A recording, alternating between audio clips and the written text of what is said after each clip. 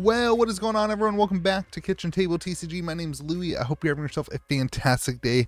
We have Sorcery Alpha cards in our hands. As you know, this past weekend I got to open a box. Thank you so much to the Sorcery team for that. And so as somebody who has Sorcery Alpha product in hand, I do feel like it's my obligation to share with you as much as possible.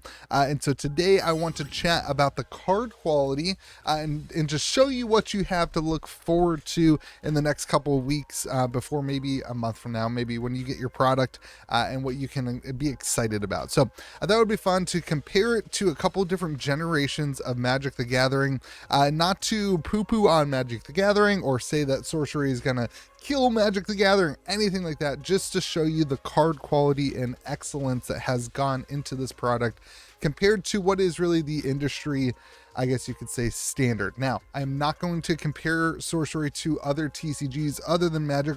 As a result, I don't want to create that kind of comparison. Magic the Gathering is the standard for TCGs, in my opinion. They can do a lot better, but I do want to show the card quality for Sorcery. So that's what we're going to talk about here.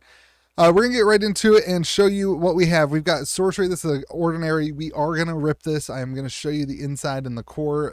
It's for science. It's an ordinary card. I have like 8 of them in the box, so I have enough to play. We are going to rip that and show you the core and the inside. And then we have a Magic card from 2010 and then a Magic card from more recently. I think that's C21, so probably printed in 2022, I think. I don't know. Anyway, it's from the last 5 years or so. And then we have 2 secret layer cards from foil, a Sorcery foil card. Let me show that off. This is my favorite card I pulled.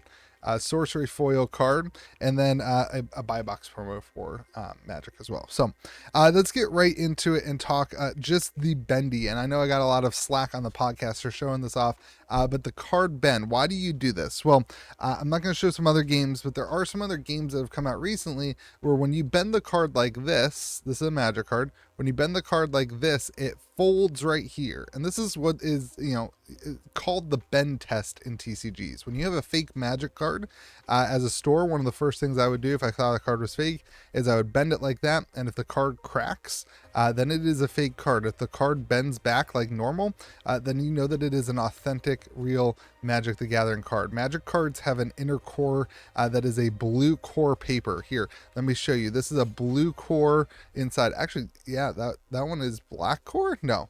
Nope, it's blue. You can just hardly tell on the screen. It's an inner blue core. So that blue core inside is what allows the card to bend back to shape. And so when you do a bend test, if you have a fake card that is just 2 pieces of paper with no core, what this bend test does is it cracks the card in half, and then you know that you have a fake card that's damaged or whatever, but it's worthless anyway. You can also do the loop test, and that's what you would do on higher end cards. I wouldn't be folding a Gaia's Cradle. I would not come here and fold it in half. For that, you take a look at the circle down there, and you see the patterns, but you look for the L.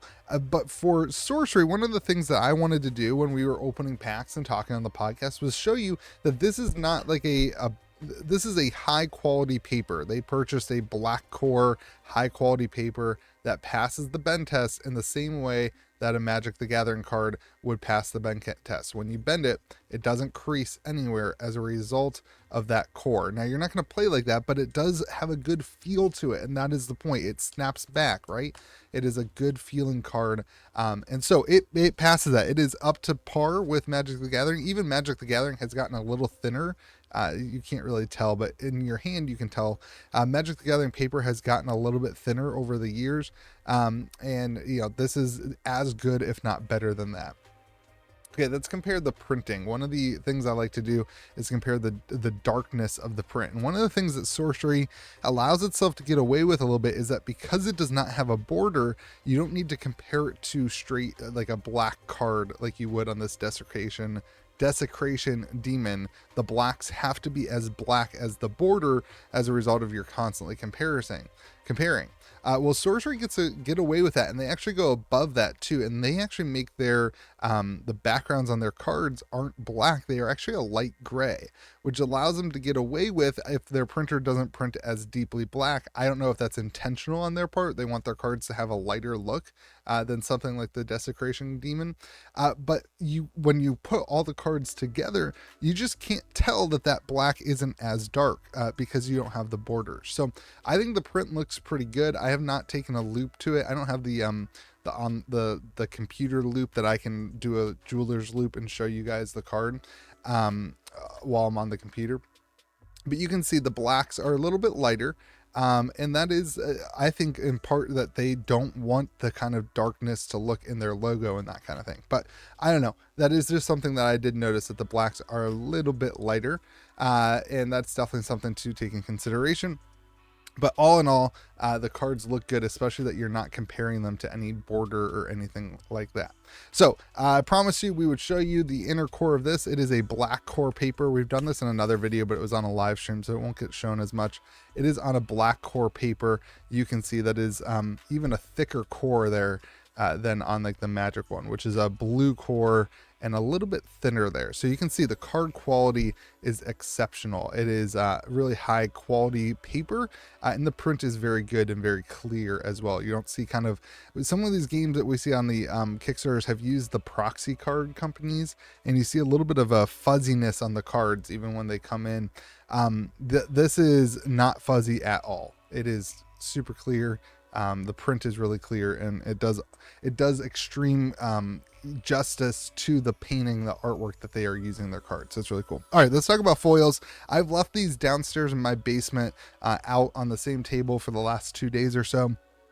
You know, Magic, first off, you know, my basement, if you're familiar with this channel, my basement's flooded like 18 times. It's really like 3, but it is a humid basement. We have a whole sump pump system now. It's a whole thing, but it is not a lightly, and it's been rainy. It's been a humid couple days. So Magic card wise, to give you a comparison, that seems to be about the bend that we're going to see. Let me get the camera to focus. Magic card wise, that seems to be, I'll put them together. You can see a very consistent bend going on in the Magic cards. And this has to do with the way that you, that they do the foiling. If you weren't familiar, basically the foil on the top kind of bends differently or reacts differently to the water around it, and it dries at a different rate, and so then you have a bend that happens to the cards. Well, Sorcery card that has seen the same, it's been in the same exact thing over the last 2 days, really no significant bend. I'm going to compare it to the worst one of the Magic cards, I think was this Fabled Passage. I'm going to compare that. You can see the Fabled Passage is over here on the left. You can see a strong bend going like that. Sorcery card, a little bit of a bend. You're going to kind of always see a little of a bend, but nothing too bad.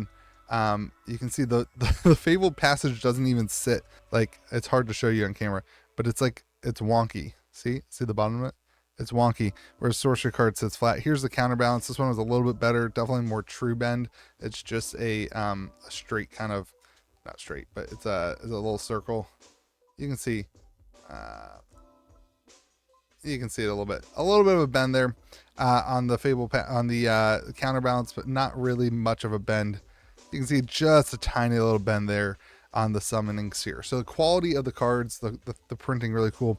And I don't know if that has something to do with this this raised top on the text, or some sort of other layer they put on the card. I'm not familiar enough with the printing processes, but whatever they've done, the quality of the card, maybe it's that thicker core inside, the quality of the card in foil, really not bending that much. And then of course you see that they have done the mask foiling, so where you have this black hole here, there's really no foil that comes out, and I really like that. And Magic does that sometimes. I mean, this Fabled Passage is a gorgeous card, and it's got the mask on it, right? You don't see the foil other than the galaxy. You don't really see the foil on the Fabled Passage, on the circle around there. It's got a mask to it, and I love it when they do this, when they take the time to actually do that.